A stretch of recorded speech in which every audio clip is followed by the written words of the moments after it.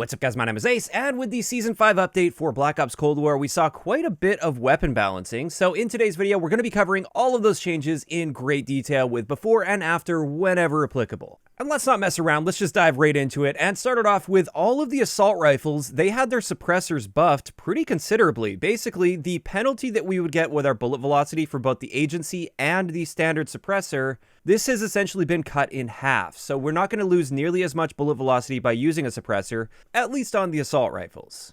Next up with the XM4, we saw quite a few changes, but mainly just changes to attachments. The only change that was made to the base version of the gun is our reload time has been sped up by about 100 milliseconds. So the stated reload time went from 2.6 down to 2.5 seconds. However, our reload add time previously was 1.52 seconds, and now it's 1.4 seconds. So this may seem minor, but for anybody that's used the XM4 a lot, this should be quite noticeable.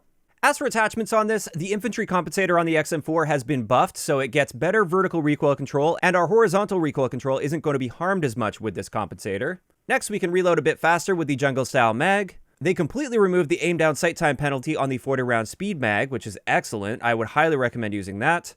They reduced the extra ammo on the 40-round speed mag from plus 10 down to plus 5, which is hardly even noticeable. After that, our salvo 50-round fast mag is now a 45-round fast mag, which is a little bit of a nerf to that. Then they also reduced the aim-down sight time penalty on the 45-round fast mag from 25% all the way down to 12%, so that's a buff to sort of balance that out. And then finally, they completely replaced the SAS mag clamp with a new attachment called the BOPS mini clamp. And with this one, not only does it improve our reload quickness by 50%, it also improves our aim-down sight time by 10% and provides an additional starting magazine. However, the trade-off for that is it actually reduces our base magazine capacity from 30 rounds down to 25 rounds. So when it comes to this, I think it's neat that they actually added a unique attachment, because we don't have many unique attachments in this game that aren't just copy and pasted to all of the other guns in the same category. But at the same time, I don't really see myself using this. I would much rather be using that 40-round speed mag after this update. But moving on to the next gun that was changed, this is the QBZ83, and with this one, they just reduced the vertical recoil by 10%, and when we look at the before and after here, this looks like a whole lot more than 10%. There is basically no recoil on the QBZ now. This is extremely accurate. I think this is now possibly the most accurate assault rifle in the game. So definitely worth checking out the QBZ after this update, because it is a laser beam. Then moving on to the FFAR, this one actually got some very noticeable buffs with this update. The first one is they added a 5-shot kill range from 0 to 12.7 meters, which gives us an incredibly fast time to kill potential for an assault rifle at 264 milliseconds up close. This is going to be very competitive with the SMGs in the game. In fact, this actually kills faster than some of the SMGs up close now, but it is worth noting that the rest of the range values remained exactly the same. On top of this, though, they also improved the hipfire accuracy by 14%, so this is going to be even more effective up close now.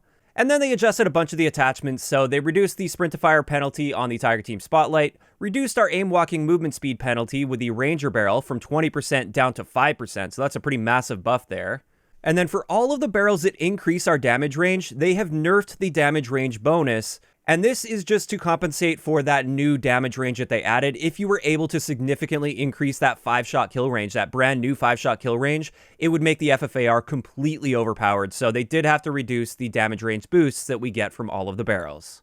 Next up, we have the Groza, and with this one, they reduced the vertical recoil by 15%. And with this, it actually gives it a very messy recoil pattern, because we still have a ton of horizontal recoil.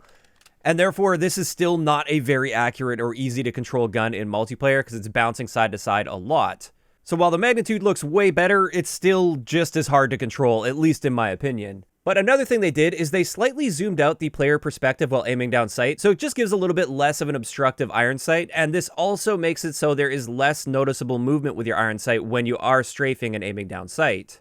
But on top of this, they adjusted a bunch of the attachments, and you guys can stop and read those for yourself, but the main one that I wanted to point out here, the big highlight with this, is they significantly buffed the Spetsnaz grip on the Groza specifically. And as we can see here, you have very little recoil now if you're just using that Spetsnaz grip, and therefore I do consider this to be a must-have attachment on the Groza, just because it significantly improves the effectiveness of this gun. But next up, let's move on to the FFAR 83, and with this one, they reduced the initial recoil when firing the weapon, and when we look at this side by side, post-patch versus pre-patch, There's really hardly a noticeable difference here. This is still going to feel basically exactly the same as far as I can tell with the FFAR 83, so this recoil change is kind of irrelevant. However, they did also change up the way the iron sights look a little bit. Again, they zoomed out that perspective slightly, just like with the Groza. And I'm really liking the looks of this. It's blocking a lot less of your screen by zooming out a little bit. And overall, I'm very happy to see this iron sight change with the FFAR 83. But next up, we've got this C58, and with this one, they overhauled the recoil system, so they completely reworked the way the recoil works on this gun. And as you can see post-patch, there's very little visual recoil now, which is excellent, and it's also very, very accurate. I mean, the C58 was pretty accurate before the patch, but I did find there was a lot of visual recoil that made it hard to control. You had to sort of just trust the fact that the recoil wasn't as bad as it looked, but now things look a lot more reliable, and therefore it feels much better to be using the C58, and it is also technically a little bit more accurate. But on top of this, they increased its effective damage range from 25.4 meters up to 30.48 meters, so a slight difference here that'll make it slightly more effective. And they reduced its effective damage range penalty with the suppressor from 15% down to 8%. And while overall the C58 is definitely going to feel better after this update, this by no means is going to make this a very solid gun. I still think this is going to be a below average gun in Cold War's multiplayer due to its absolutely terrible sprint out time and also not very good time to kill potential. But next up, let's get into the KSP45. This one did receive a nerf. The first thing they did is they just slightly reduced its effective damage range from 25 meters down to 22.8 meters, which is hardly going to be noticeable. However, our burst delay has been increased from 66 milliseconds up to 83 milliseconds. And the best way to show this difference for you guys is just to play two clips of me firing a magazine. The first one's going to be pre-patch and the second one is going to be post-patch. So just listen for that burst delay.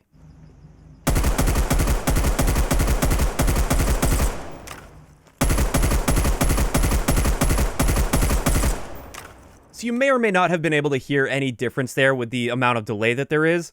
And honestly, when you do the math at this, if you're playing at 60 FPS, this doesn't really impact your time to kill at all. It might harm your time to kill by like 1 frame at 60 FPS, but generally speaking, you shouldn't be noticing this nerf a whole lot with the KSP.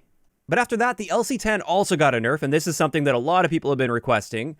With this, they reduced its medium damage range, its mid damage range, from 50.8 meters down to 45.7 meters.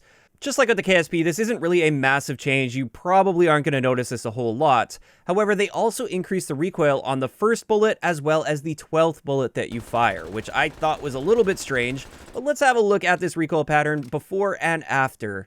And as you can see with this, if you're just looking at the first few shots that are fired, there is noticeably more recoil. It's going to be kicking noticeably harder to the right with those initial shots. And also, you can see about midway up the recoil pattern, it does cut pretty hard to the left. It is a sudden jump to the left with that 12th shot that you fire. And therefore, with both of these changes combined, I definitely feel like this is going to affect those longer range engagements where the LC10 has been dominating more than most people think it should be. I do think the LC10 was far too versatile before this update, and this is going to cut down on that long-range versatility a little bit.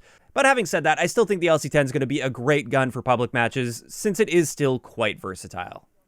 But finally, we've got one last change that was made to the weapons in multiplayer, and this is with the dual wield attachment on all of the pistols. And what they did here is they just made it so if you are using dual wield, your base movement speed will be reduced by 5%, and this is a very noticeable reduction.